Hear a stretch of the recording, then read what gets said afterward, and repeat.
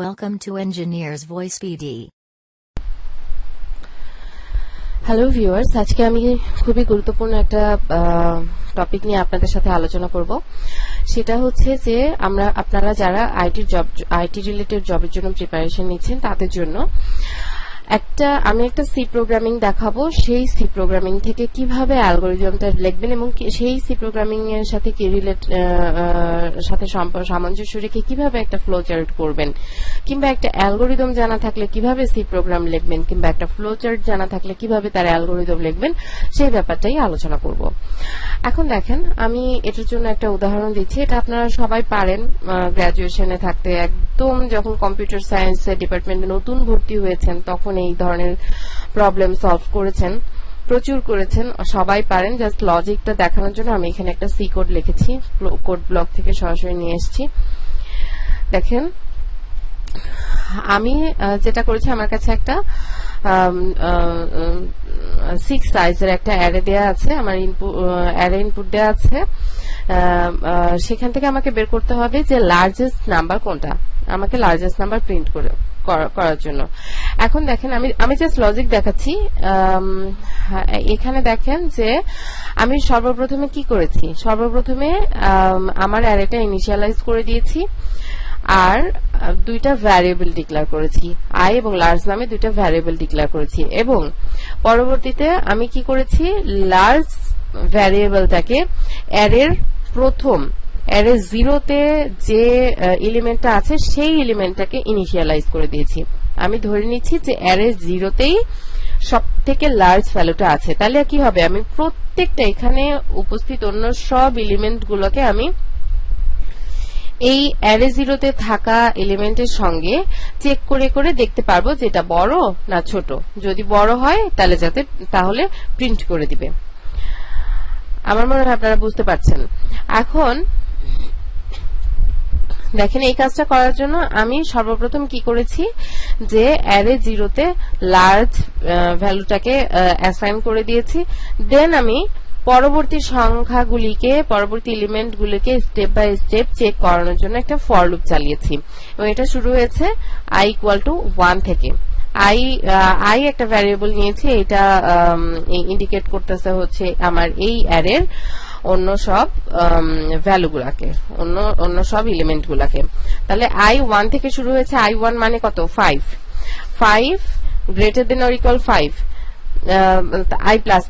এখন পরবর্তী লাইনে এসে দেখতেছে যে অ্যারে i মানে এখানে 5 কি লার্জের থেকে বড় না ছোট?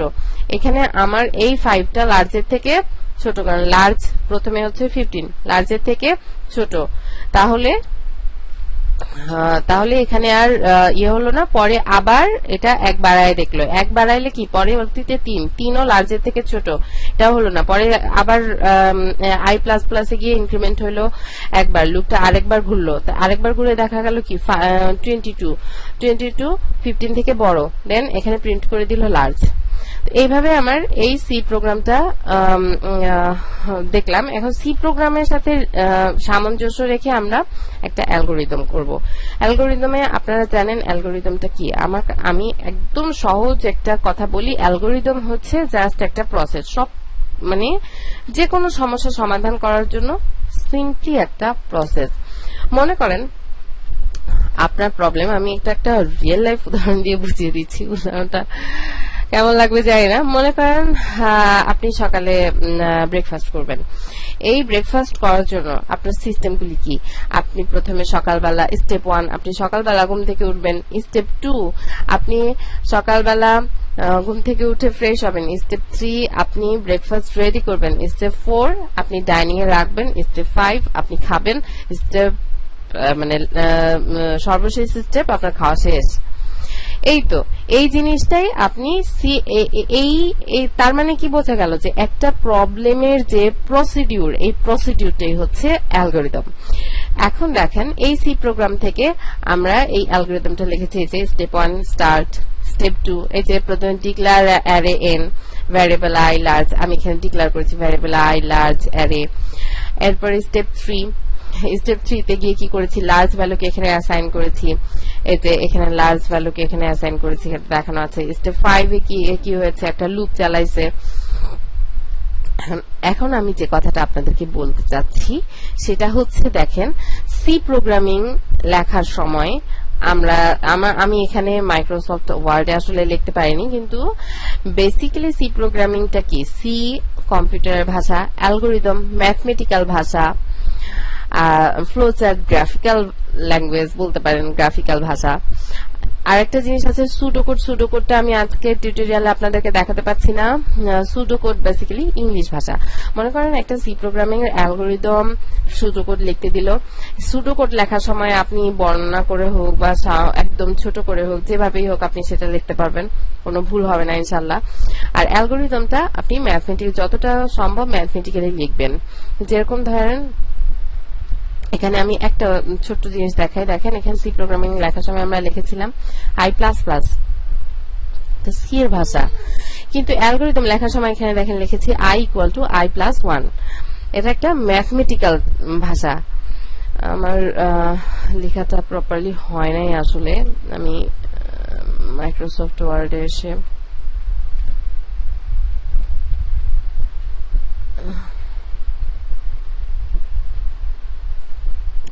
আচ্ছা, এইভাবে ইনশাআল্লাহ আপনারা বুঝতে পারবেন। দেখেন এখানে লিখছে repeat until I greater than equal n-1 then increment. এটা যেহেতু বুঝলে এই প্রসেস গুলো বুঝবেন, খালি আমি এটা বোঝানোর জন্যই যে দেখেন এটার সাথে সাদৃশ্য রেখে আপনারা নিজেরাই কি সুন্দর করে অ্যালগোরিদমটা লিখতে পারবেন। তারপরে একদম 6 নম্বরে গিয়ে the largest element is the large. তাহলে 7 নাম্বার স্টেপ হচ্ছে শেষ আর কি। তো আমি এখানে কিভাবে অ্যালগোরিদমটা লিখেছি এখানে বিস্তারিত আমি লিখে দিয়েছি। আমি এই লিখে দিয়েছি, আপনারা চাইলে এটা কালেক্ট করে নিতে পারবেন। আমার ভিডিও পজ দিয়ে দিয়ে আপনারা প্র্যাকটিস করতে পারবেন। এটা ফ্লোচার্ট আমি এটার সাথে সাদৃশ্য রেখে কিভাবে করবেন এটা আপনারা অলরেডি আমার ধারণা বুঝে গিয়েছেন। স্টার্ট, তারপরে স্টেপে কি ডিক্লারেশন সবসময় রেক্টেঙ্গেলে দেখানো হয়, ইনপুট আউটপুট সবসময় সামান্তরিকের ইয়েতে দেখানো হয়, চেকিং সবসময় ডায়মন্ড বক্সে দেখানো হয়। তো এই কাজগুলাই জাস্ট এখানে করা হয়েছে। এই যে একটা চেকিং এ যদি নো হয় তাহলে এই কাজটা করতে হবে, যদি ইয়েস হয় তাহলে আবার চেক করবে, আবার চেক করে যদি নো হয় তাহলে ইনক্রিমেন্ট প্রসেসে যাবে, ইনক্রিমেন্ট প্রসেসে গিয়ে আবার এই যে আবার চেক করে যদি নো হয় তাহলে আমরা কি করেছি, আবার পরবর্তীতে I++ করেছি, আবার পরের এলিমেন্টটা চেক করেছি। ঠিক সেরকম আবার পুনরায় লুপটা ঘুরতে থাকবে। ঠিক আছে? সো আশা করছি আপনারা আমার এই আমি যেটা বোঝাতে চেয়েছি অলরেডি সেটা বুঝেছেন। Wow, it's very easy. তারপরেও যদি কোনো সমস্যা থাকে, আমার কোড রিলেটেড যদি কোনো সমস্যা থাকে, আমার অ্যালগোরিদমে যদি কোনো সমস্যা থাকে, আপনারা আমাকে কমেন্ট করে জানিয়ে দেবেন। আমি আপনাদের প্রশ্নের উত্তর দেওয়ার চেষ্টা করব ইনশাআল্লাহ। আর আমার সাথে যোগাযোগ করার অ্যাড্রেসও আমি আমার ডেসক্রিপশন বক্সে দিয়ে দিব।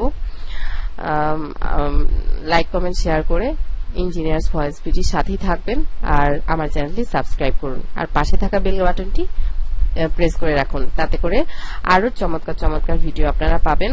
এবং আইটি জব রিলেটেড ইম্পর্টেন্ট টপিকগুলি অবশ্যই আমি আমার ভিডিওগুলোতে দেখাবো। Press the bell icon to get next video of Engineers Voice PT. আমার ধারণা আপনারা যদি কোথাও কোনো কোচিং না করেন, আমার ভিডিওগুলি পরপর দেখতে থাকলে ইনশাআল্লাহ আপনারা খুব ভালোভাবে একটা প্রিপারেশন নিতে পারবেন। একটা কথা আপনাদেরকে ভিডিওটা শেষ করার মুহূর্তে বলে রাখি যে অনেকেই মনে করে যে লবিং না থাকলে বা কারোর রেফারেন্স না থাকলে, উপর লেভেলের সুপারিশ না থাকলে হয়তো বা চাকরি হয় না। তো আমি সেটা মনে করি না। আসলে খুব ভালোভাবে একটা প্রিপারেশন নেওয়া থাকলে চাকরি পাওয়াটা অনেক সহজ হয়ে যায়। কারণ মনে করেন কত ছেলেমেয়েরা চাকরির জন্য প্রিপারেশন নিচ্ছে, কত ছেলেমেয়েরা প্রত্যেক বছর আমাদের দেশে পরীক্ষা দেয়, কিন্তু চান্সও তো পায় অনেক। তো এই সবাই কি ঘুষ দিয়ে চাকরি পেয়েছে? সবাই কি লবিং করে চাকরি পেয়েছে? না।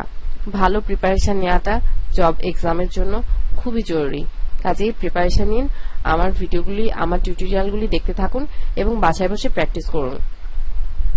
এখন তো করোনার সময়, কাজেই বাসায় বসে খুব ভালোভাবে একটা প্রিপারেশন নেন, যাতে করে করোনা পরবর্তীকালীন সময়ে আপনারা অনেক স্কিলড হয়ে নিজেদের চলার পথটা নিজেরাই বেছে নিতে পারবেন। ধন্যবাদ।